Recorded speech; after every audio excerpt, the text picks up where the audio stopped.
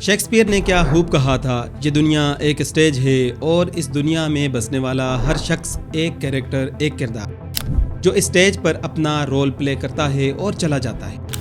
یہ دنیا صرف اسی کو یاد رکھتی ہے جو اپنا کردار اچھے طریقے سے نبھاتا ہے۔ فرض کیجئے یہ اسٹیج باقی نہیں رہتا، پھر یہ کیریکٹر کہاں جائیں گے؟ جی ہاں دوستو، یقین جانیے یہ دنیا ان قریب ختم ہونے والی ہے۔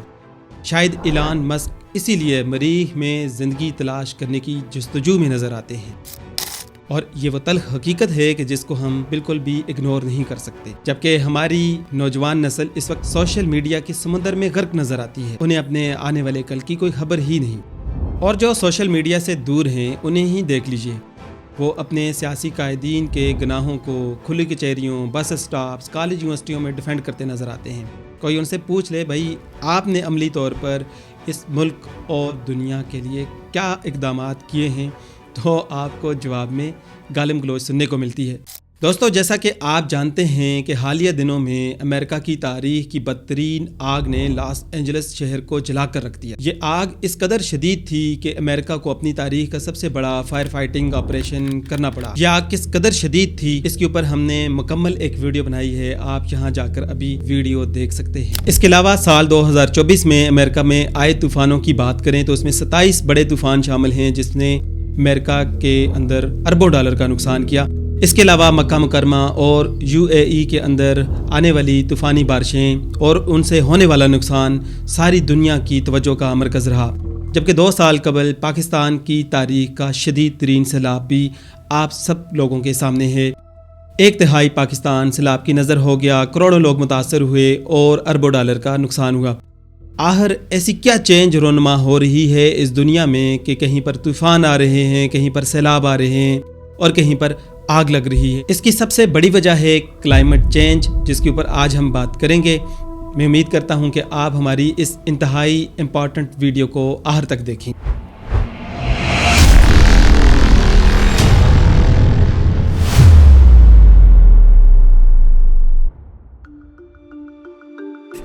یہ کلائمیٹ چینج کیا ہوتا ہے، اس کو سمجھنے سے پہلے ہمیں موسم کو یا ویدر کو سمجھنا ہوگا۔ موسم ایک کم مدت، ایک شارٹ ٹرم پیریڈ کے لیے جو آپ کے ایٹماسفیئر کی کنڈیشنز ہوتی ہیں، اس کو کہتے ہیں موسم۔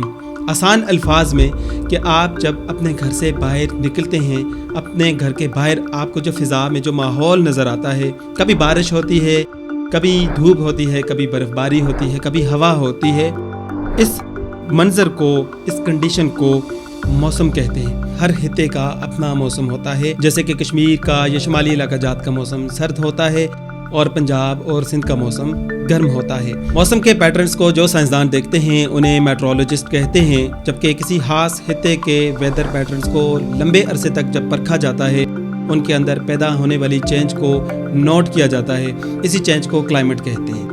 سائنسدان جو کلائمیٹ کو اسٹڈی کرتے ہیں انہیں کلائمیٹالوجسٹ کہتے ہیں، اور کلائمیٹالوجسٹ ہی بتاتے ہیں کہ کسی خطے کے اندر موسمی تبدیلیاں کیوں رونما ہوئیں۔ کلائمیٹ چینج کا مطلب یہ ہوا کہ زمین کے جو معمول کے موسمی حالات ہیں وہ وقت کے ساتھ کتنا تبدیل ہوئے، یعنی درجہ حرارت میں کتنا فرق آیا، بارشیں کتنی ہوئی، طوفان کتنا ہوا اور کتنی برف باری ہوئی یا کتنی برف پگھل چکی ہے۔ ان ساری چینجز کا نام ہے کلائمیٹ چینج۔ کلائمیٹ چینج کی اسٹڈی ہی ہے جو ہمیں بتاتی ہے کہ سال 2024 اس دھرتی کا، اس زمین کی تاریخ کا سب سے گرم ترین سال تھا، جبکہ اگر ہم پچھلے 100 سال میں موسمیاتی تبدیلیوں کا جائزہ لیں تو ان کی تفصیل کچھ یوں ہے۔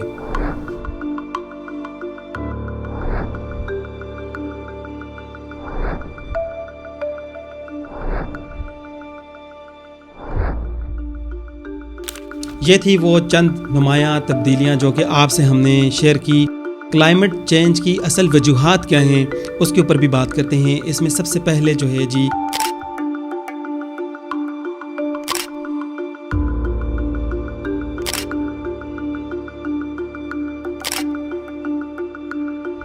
اب یہاں پر یہ سوال پیدا ہوتا ہے کہ ہم کیا کر سکتے ہیں کہ جس کے نتیجے میں اپنی زمین کو محفوظ بنائیں۔ سب سے پہلا کام تو ہماری سپر پاورز کو سنجیدگی کا مظاہرہ کرنا ہوگا، خود کے بنائے ہوئے اصولوں پر عمل کرنا ہوگا۔ پیرس ڈیکلیریشن جس میں 196 ممالک نے سائن کیا کہ ہم اپنی زمین کے اس کلائمیٹ کو محفوظ بنانے کے لیے عملی اقدامات کریں گے، مگر سپر پاور امریکہ نے اس وقت اس پر سائن نہیں کیا، جبکہ دیگر بڑے ممالک جن کی تعریفیں کرتے پاکستانی عوام نہیں تھکتے، ان کے بارے میں بھی میں آپ کو بتاتا چلوں کہ انہوں نے گرین ہاؤس گیسز میں کتنا کنٹریبیوشن دیا ہے۔ یہ چارٹ آپ دیکھیں، اس میں آپ دیکھیں گے کہ چائنا پہلے نمبر پر ہے، اس کے بعد یونائٹڈ اسٹیٹس ہے، پھر انڈیا کا جو ہے وہ نمبر آتا ہے، اس کے بعد یورپین یونین ہے، پھر رشیا، جاپان، کینیڈا بھی اس میں سر فہرست نظر آتے ہیں، جبکہ ان ہی عالمی طاقتوں نے اس دنیا کو جنگ و جدل میں دکھیلا۔ آپ نے دیکھا کہ پہلی جنگ عظیم ہو یا دوسری جنگ عظیم، جہاں کروڑوں انسانی جانوں کا ضیاع ہوا، وہیں پر ویپنز کے ذریعے جو ہے وہ اس پوری دنیا کو آگ اور بارود میں نہلا دیا گیا، جس کے نتیجے میں کاربن ڈائی آکسائڈ میں اضافہ ہوا، گلوبل ٹیمپریچر جو ہے وہ انکریز ہوا۔ لہٰذا ہماری سپر پاورز کو یہ فیصلہ کرنا ہوگا کہ اگر اس زمین کو بچا کے رکھنا ہے تو انہیں جنگوں سے خود کو دور رکھنا ہوگا۔ اب ہم آتے ہیں ان عملی اقدامات، ان پریکٹیکل سٹیپس کی جانب جو کہ ہمارے جیسے ممالک جو ہیں ان کو اٹھانے کی ضرورت ہے، اور نہ صرف ان ممالک کو بلکہ ان میں رہنے والے ہر ذی شعور انسان کو اس میں اپنا کردار ادا کرنا پڑے گا۔ اس میں سب سے پہلا سٹیپ، تیل، گیس اور کوئلے کی جگہ پر ہمیں سولر، ونڈ اور ہائیڈرو الیکٹرک پاور جو ہے اس کا استعمال کرنا ہوگا۔ دوسری بڑی اہم چیز جس کو ہمیں دیکھنا ہوگا وہ ہوگا ہمارے جو جنگلات ہیں انہیں پروٹیکٹ کرنا ہوگا، اور ہمیں نئی شجرکاری مہم کے ذریعے اس دنیا کے اندر نئے درخت اگانا ہوں گے۔ موسمیاتی تبدیلیوں کے نتیجے میں پیدا ہونے والے خطرات سے بچنے کے لیے محفوظ انفراسٹرکچر قائم کرنا ہوگا۔ عالمی سطح پر اور علاقائی سطح پر ہمیں ایسے معاہدے کرنے ہوں گے کہ جس کے نتیجے میں ہم اپنے کلائمیٹ کو، اپنی زمین کو محفوظ بنا سکیں۔ عالمی اداروں کو ترقی پذیر ممالک کی مالی امداد کرنی ہوگی، ان کے لیے فنڈز قائم کرنے ہوں گے۔ اس سب سے بڑھ کر ہمیں اپنی یوتھ کو ایجوکیٹ کرنا ہوگا، آنے والے بچوں کو ہمیں یہ بتانا ہوگا کہ یہ کلائمیٹ کتنا اہم کردار ادا کر سکتا ہے اس زمین کو تباہ کرنے اور زمین کو محفوظ رکھنے کے لیے۔ تو اس کے لیے بہت بڑی سطح پر، عالمی سطح پر جو ہے وہ اویئرنیس کمپینز کو ڈیزائن کرنا ہوگا،